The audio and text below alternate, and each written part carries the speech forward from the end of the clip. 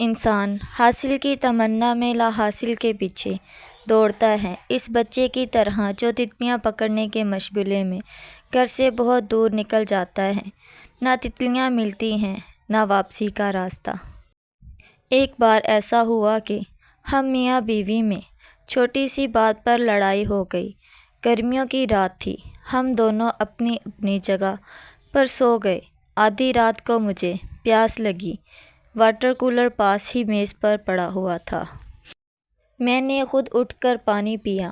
اچانک میں نے مڑ کے دیکھا تو وہ مجھے غصے سے دیکھ رہی تھی اور بولی کہ آپ نے پانی خود کیوں پیا؟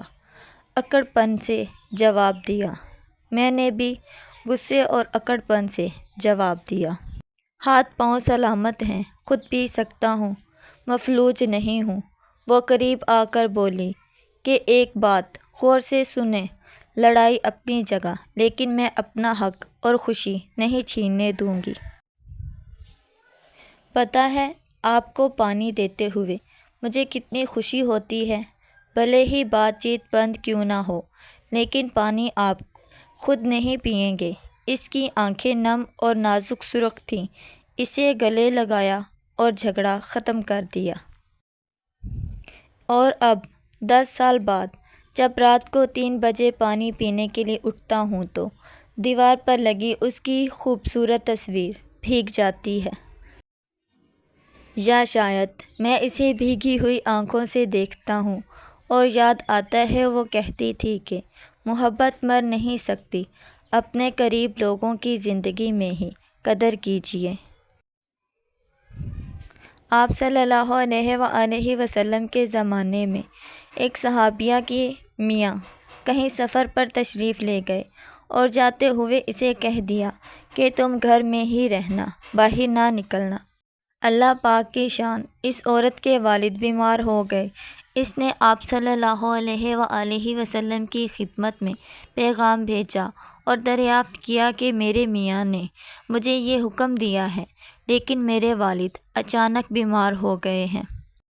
میں ان کی بیمار پرسی کے لیے جا سکتی ہوں؟ آپ صلی اللہ علیہ وآلہ وسلم نے فرمایا، نہیں، آپ کے میاں نے کہا ہے، اس لیے آپ گھر میں رہیں۔ اللہ پاک کی شان دیکھیے کہ ان کے والد کی طبیعت اور خراب ہو گئی۔ انہوں نے پھر اطلاع کی، اسی پر پھر وہی جواب دیا۔ اللہ کا کرنا ایسا ہوا کہ اس عورت کے والد کا انتقال ہو گیا۔ اب آخری گھڑیوں میں باپ کا چہرہ دیکھنا ہے، لہٰذا آپ صلی اللہ علیہ وآلہ وسلم کو اطلاع کی گئی اور مسئلے کا حل پوچھا گیا۔ آپ صلی اللہ علیہ وآلہ وسلم نے فرمایا، اگر آپ کے میاں نے یہ کہا ہے کہ گھر سے نہ نکلو تو نہ نکلو، صبر کر لو۔ اندازہ لگائیے کہ اس عورت کے دل پر کیا گزری ہوگی۔ خیر، اس کے والد کی تدفین ہو گئی۔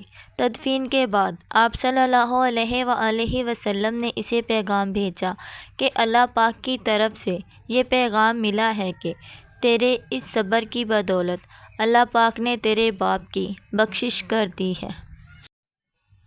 انسان اس زندگی پر اس طرح خوش ہوتا ہے جو گھنٹوں کے گزرنے سے گھٹتی جاتی ہے۔ بہتر شخص وہ ہے جو توبہ کی امید پر گناہ کرے اور زندگی کی امید پر توبہ کرے۔ زندگی میں آدھی عمر تک پیسہ کمایا، پیسہ کمانے میں اس جسم کو بیکار کیا، باقی آدھی عمر تک اسی پیسے کو جسم ٹھیک کرنے میں لگایا، نہ جسم بچا نہ پیسہ۔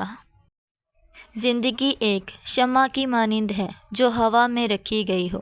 زندگی کے ہاتھ نہیں ہوتے، مگر کبھی کبھی وہ ایسا تمانچہ مارتی ہے کہ جو پوری عمر یاد رہتا ہے۔ درخت اپنے پھل خود نہیں کھاتے، دریا اپنا پانی خود نہیں پیتے، کیونکہ دوسروں کے لیے جینا ہی اصل زندگی ہے۔ زندگی آزمائشوں کا سمندر ہے، کسی سے لے کر آزمایا جاتا ہے یا تو کسی کو بے تحاشا دے کے آزمایا جاتا ہے۔ بس کہیں صبر کی تو کہیں شکر کی آزمائش ہے۔ ہم ایک محدود زندگی میں لامحدود منصوبوں پر عمل کرنا چاہتے ہیں اور یہیں سے مشکلات کا سامنا کرنا پڑتا ہے۔